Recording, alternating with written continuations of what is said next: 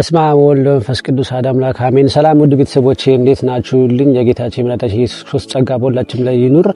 የክርስቶስ ሰላም ለሁላችሁም ይብዛላችሁ። ዛሬ እንግዲህ ባጫጭር ቪዲዮዎች መጥቻለሁ። ቪዲዮዎች ተመልክተን የራሳችንን አስተያየት የምንሰጥ ይሆናል። እናንተም አስተያየታችሁን በኮሜንት ስራ አስቀምጡልኝ። ቀጥታ ወደ ቪዲዮ ወስዳችኋለሁ።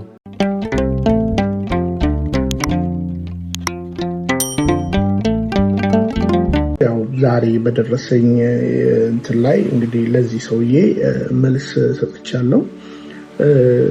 ትውልድ የዳኝ መልእክቴ ነው። በዚህ አጋጣሚ እንዲህ አይነት መምህር አለ እና መጽሐፍ ቅዱስን በቅጡ ማያውቅ፣ ቤተክርስቲያንን በቅጡ ማያውቅ እና እንግዲህ ምን እንላለን? እንሰደባለን። ስድብ ክብራችን ነው።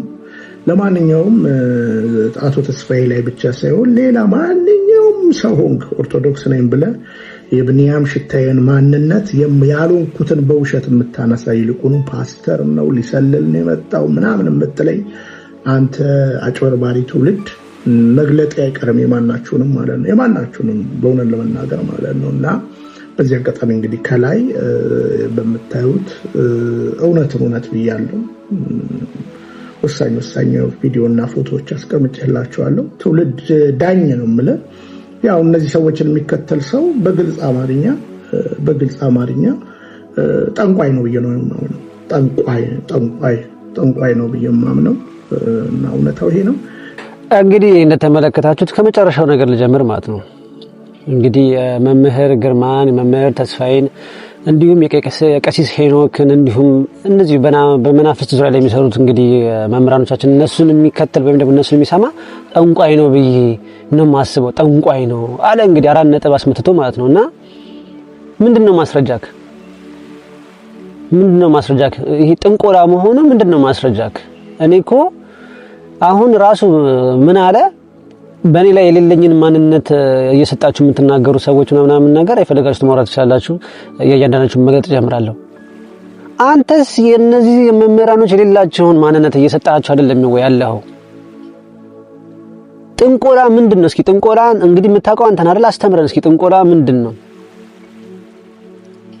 መጽሐፍ ቅዱስን በቅጡ ማያውቅ ምን ማለት ነው? በቅጡ ማያውቅ ማለት እያየን እኮ ነው፣ እያስተማረን እኮ ከመጽሐፍ ቅዱስ አልፎ ገድላትን ድርሳናትን እየገለጠ እያስመሰከረ እኮ አሳየን እኮ ከራሱ አንድ ሳይጨምር የሚያርጉትን የሚያስተምሩትን ጠቅላላ ሁሉ እኮ አሳየን እኮ። ይሄን ምን ማሩ አሁን ላይ ያለው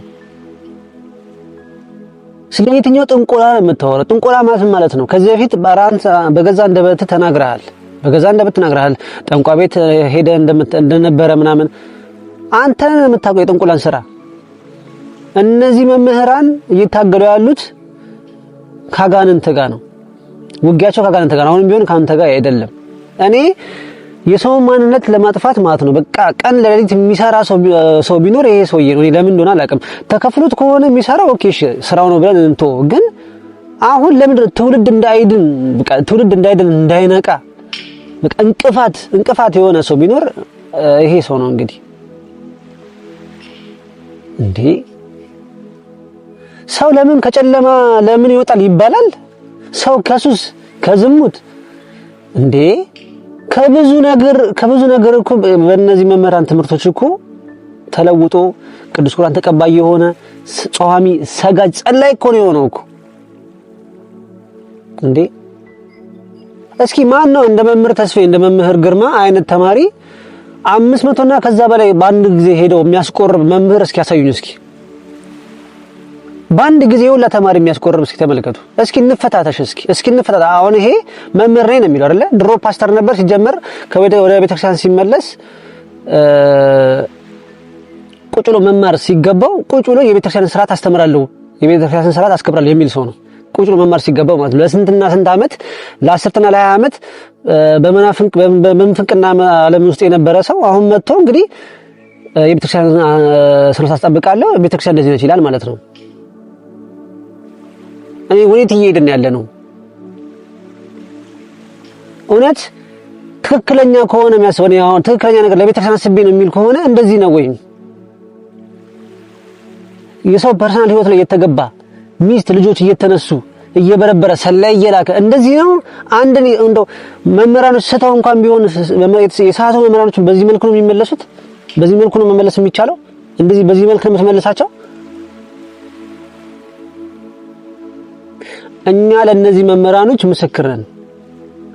ከስንት ህይወት ከስንት መከራ የወጣን ሰዎች ምስክር ነን። እኔ መምህር ተስፋዬን በአካል አግኝቼውም አይቼውም አላውቅም።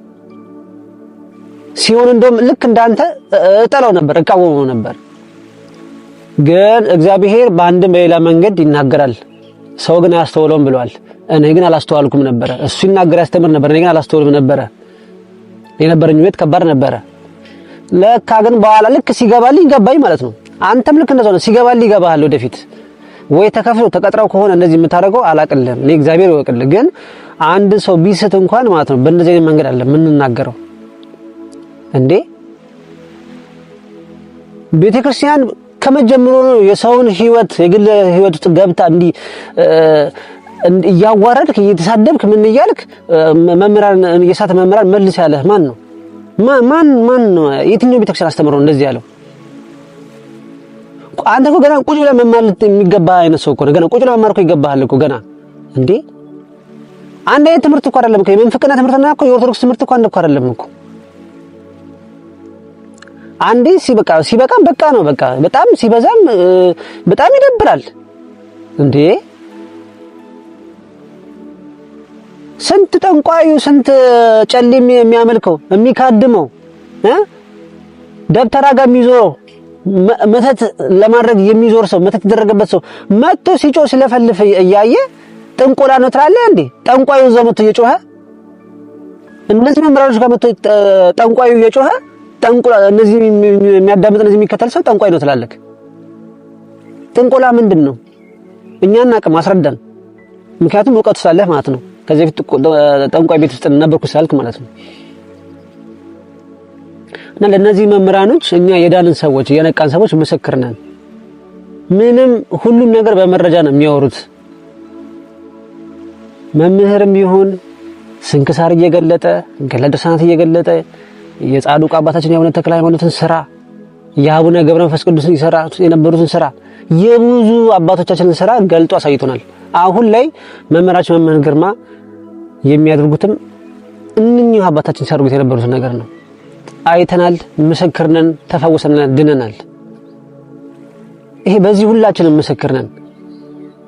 አንተ ለኔ የሌለ ማንነት ሰጡኝ ምናምን ትላለህ፣ ግን አንተ ለነዚህ መምህራኖች የሌለ ማንነት እየሰጠ ቀን በቀን የዕለት እንጀራ እስኪመስል ድረስ እነሱን በመዝለፍ ነው ቀን ውሎህም ተሰልፎ። አንተ ሌላ ማንነት ሰጥቶኛል ብለህ ጓ ትላለህ። አንተ ደግሞ ለሌላ ሰው በዚህ በሌላ መንገድ ደግሞ አንተ ደግሞ ለነዚህ ሰዎች ለነዚህ መምህራን የማይሆን ስም ሰጣለህ ማለት ነው። በጣም ነው የሚያሳዝነው።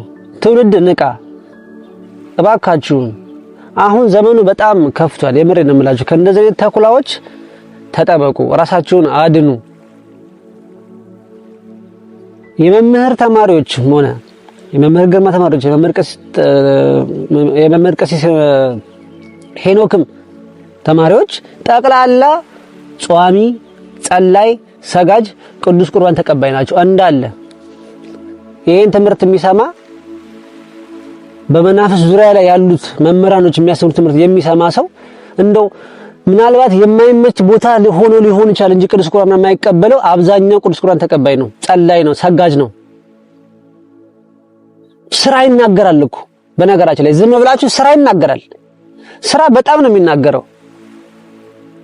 መምህር ግርማ አንድም ቀን ምላሽ ሰጥተው አያውቁም። 40 ምናምን ዓመት እሳቸው አገልግሎት ሲሰጡ አንድም ቀን ምላሽ ሰጥተው አያውቁም። ብዙ ነገር ሲባሉ ሲታሰሩ፣ ጠንቋይ ሲባሉ ምን ሲባሉ፣ እግዚአብሔር አምላክ ግን ስራውን በእሳቸው ላይ ገልጧል። እግዚአብሔር ደግሞ ተተኪ ትውልድን ይፈጥራል። እግዚአብሔር ይመስገን። የመምህር ግርማ ተተኪ ተማሪያቸው መምህር ተስፋዬ አለ። እያንዳንዱን እየገለጠ የሚያስተምረን ግለጡበት ያለ እሱ እንደሚለው ማለት ነው። እየገለጠ የሚያስተምረን የሚያሰቃየንን በዝሙት ህይወት ውስጥ የሚያቃጥለንን በሱስ ውስጥ የሚያጨማልቀንን ከቤተሰብ ጋር አላጓባ የሚለንን ህይወታችንን ሚዝረብል የሚያደርገውን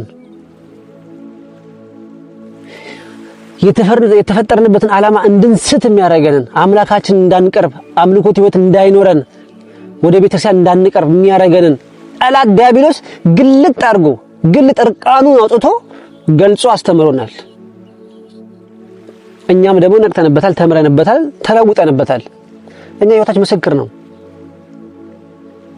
ግባ የብዙዎቻችን ህይወት ተመልከት።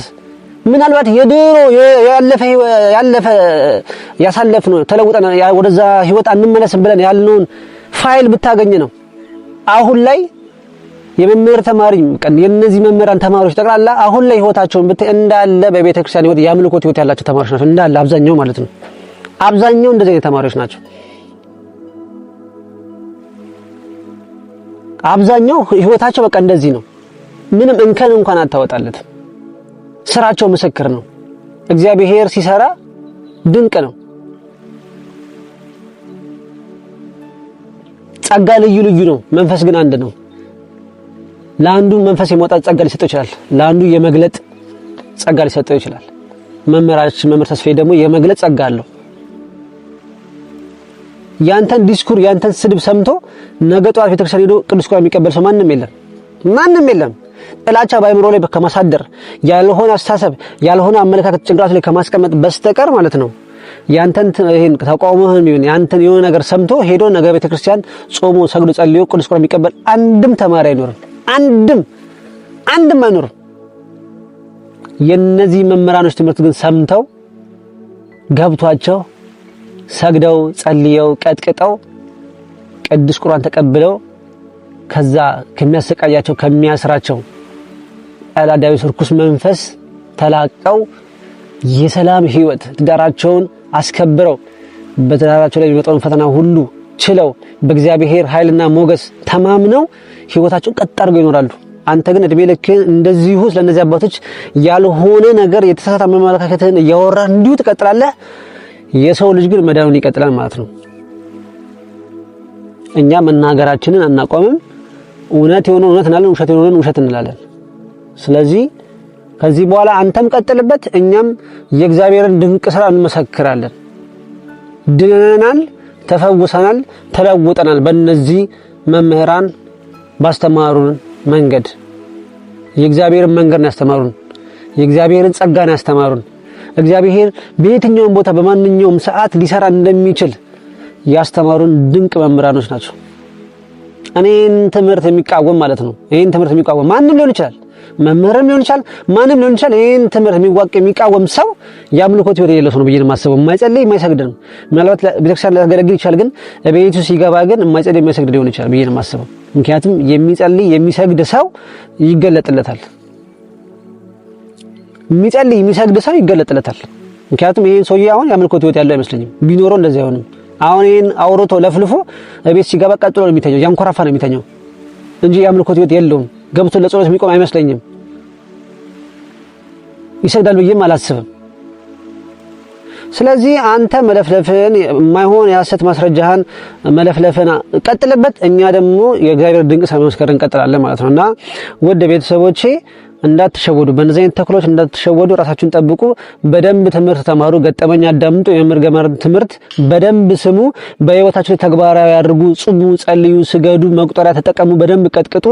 ከቻላችሁ ደግሞ ንስሐ እየወሰዳችሁ በንስሐ ህይወት እየተመላለሳችሁ ቅዱስ ቁርባን ተቀበሉ። ሁልጊዜ በቤተክርስቲያን በእግዚአብሔር ቤት ለመኖር ልባችሁ ይቁረጥ፣ ይነሳ። የዛን ጊዜ ለውጡን ታዩታላችሁ። የዛን ጊዜ በህይወታችሁ የምታመጡትን ለውጥ የምትመለከቱት ይሆናል ማለት ነው። እንግዲህ ዛሬው ቪዲዮ ይመስል ነበረ። እግዚአብሔር አምላክ በረዳኝ ባገዘኝ መጠን እንግዲህ የተወሰኑ ለመናገር ሞክሬያለሁ። ከዚህ በኋላ በቪዲዮ መመለስ ይሆናል። ከዚህ በኋላ ኮንስታንትሊ እንግዲህ ዩቲዩብ ለመስራት ሞክራለሁ።